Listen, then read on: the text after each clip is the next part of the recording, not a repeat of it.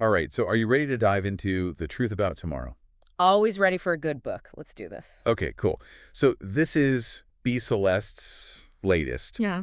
And, just from reading these excerpts, Yeah. it seems like we're in for, Quite a ride. like a roller coaster ride of emotions, right? Absolutely. Family secrets, trauma. And the music. Yeah, the music. It's everywhere in these excerpts. Don't you think it's going to be more than just like background music, though? Right. I think you might be onto something. It seems like music is going to be super important to Charlie's story. I think it's key. Maybe even like her lifeline. Totally. So for everyone listening, Charlie is our main character. Teenager, living with her adoptive parents, Everett and River Tucker.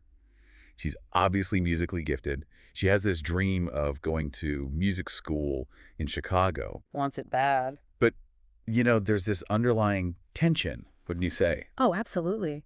I mean, just look at how she describes composing. There's this one part where she says it's the only time she feels powerful, the only time she feels in control. I mean, that tells you a lot, right?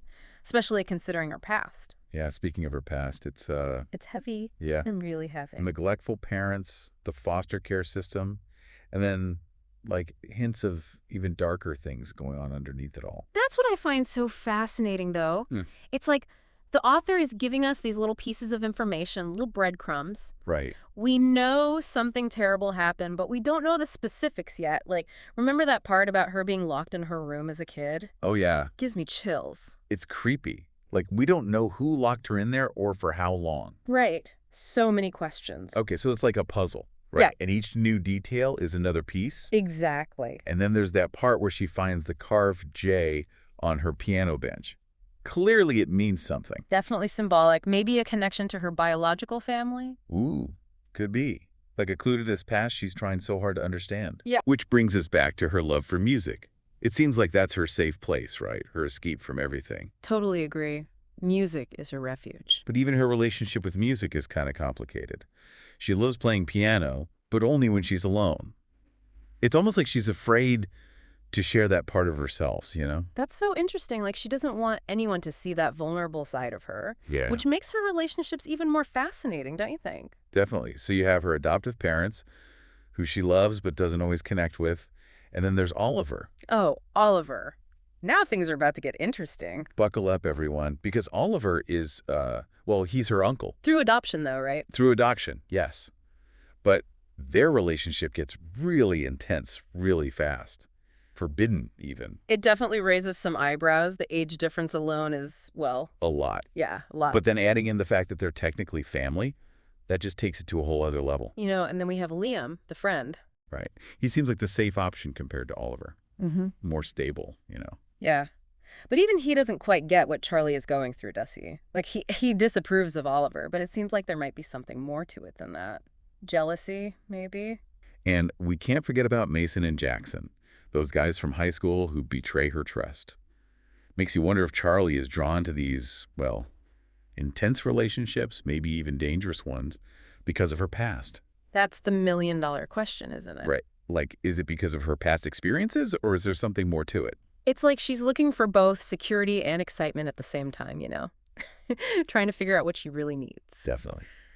Okay, everyone listening, get ready, because next up we're going to unpack the fallout from Charlie and Oliver's relationship. And let me tell you, Things get messy. it's about to get complicated. Okay, so remember where we left off? Charlie and Oliver. Forbidden romance. Total explosion. Fireworks. And now, the dust is settling. The fallout. Yeah, exactly. And it's so interesting how different Oliver and Liam are Right. in these excerpts. We're like night and day. Yeah, it's like they represent these two totally opposite sides of, what a relationship could be. Two sides of the same coin. Yes, Oliver is all about passion. Dangerous passion. Right, but risky. And then there's Liam, who's like... Mr. Stable. Totally. But are either of them actually what Charlie needs, Good question. I mean, neither relationship seems to be, easy. Not at all. Oliver is her uncle, for one thing. And so much older. It's just a mess. It's a recipe for disaster. Totally.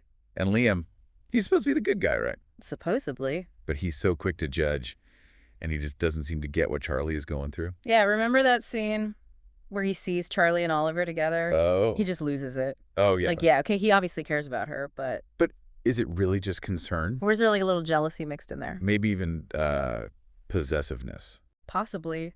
And don't forget, we find out later on that Liam is struggling with his own sexuality. Oh, right, right. So he's got this whole secret thing going on, dealing with all these societal pressures, and maybe he's putting some of that onto Charlie. That's a really good point. They're both fighting these expectations from the outside world while also trying to figure out who they are. Classic coming-of-age story. Right. But with like 10 times the drama.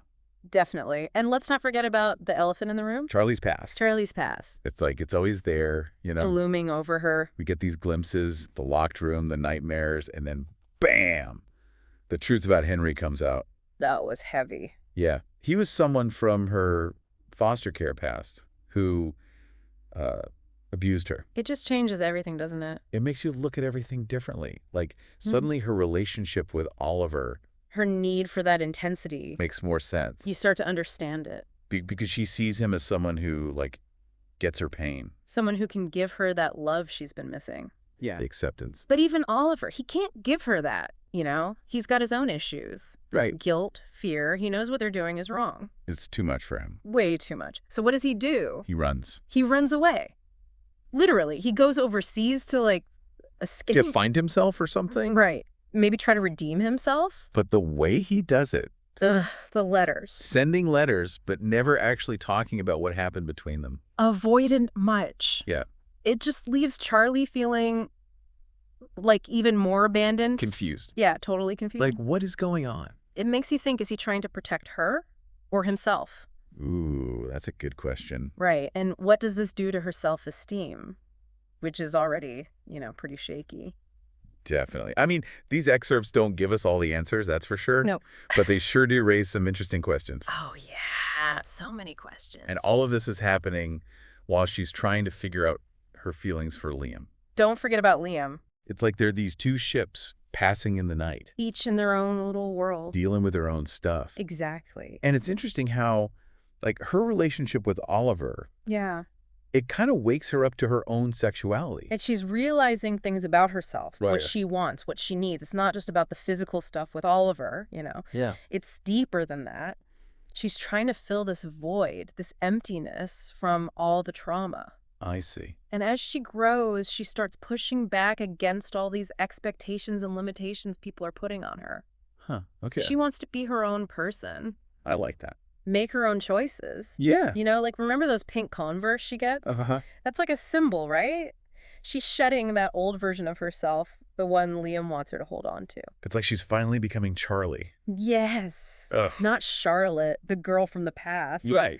This is Charlie, the strong, resilient woman. Yeah. And this new mindset, it affects everything. Huh. Her relationships, her music. She doesn't want to be anyone's secret anymore. She deserves more. She's not settling. Exactly. And then there's the whole thing with Henry. Yeah, that's a turning point. She finally tells someone about the abuse. She tells Liam. Which is huge. And her therapist. Dr. Griffin, right? Mm-hmm. The one she was so resistant to at first. Mm-hmm. It shows how much she's grown. She's trusting people. Letting them in. And you know what's amazing? What? People come through for her. Liam supports her. Really? Even though he judged her before. Wow. And Dr. Griffin. She helps Charlie start to heal. That's so important. It shows you that healing can't happen alone. You need people. Yeah, you need support. You need love. Exactly. And it's like, as Charlie works through this trauma, she starts to understand forgiveness. Not just for Henry. But for herself, too. That's powerful. She realizes that she was a victim. She was just a kid. She deserved love, not abuse. And by forgiving, she can finally let go of the guilt and the shame. Like the weight has been lifted. A huge weight. And because of that, she can finally, really connect with Everett and River. Her adoptive parents. Yeah. She starts to see their love for what it is. A safe place, a family. And she lets them in. She opens up about everything. The past, the struggles. They finally get to really know her. It's beautiful to see how these relationships grow. They show us how complicated families can be, but also how important they are. Chosen family, too. Yeah. It's about love and acceptance no matter what. And through it all, Charlie's passion for music. It never goes away. Never fades. She's dedicated, she's driven, and she's talented. Even Liam sees it. Even though he's not really into her kind of music, right? I know.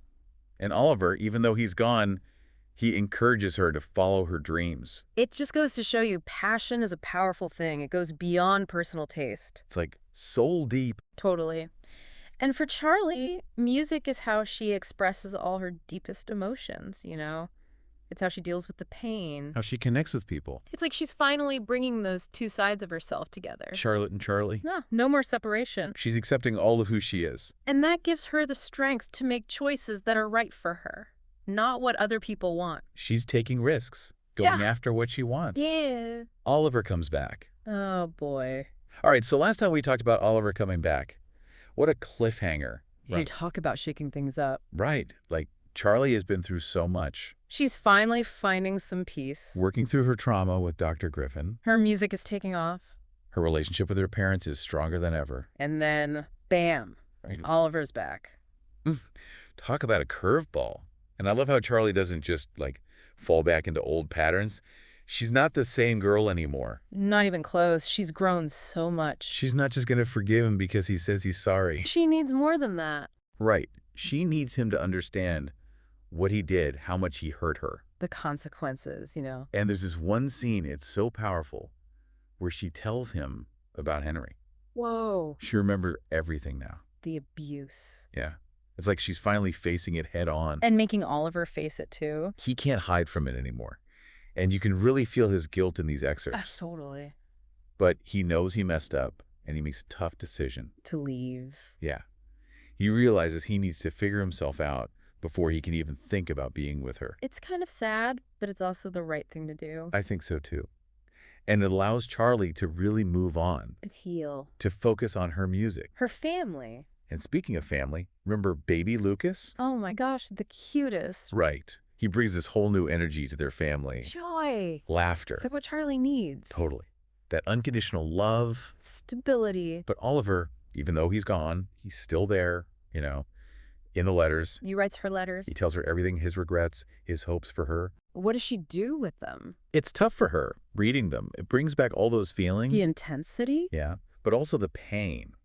She has to accept that what they had... It can't happen. It's over. It's a closed chapter. But closing one chapter opens up a whole new book. Exactly.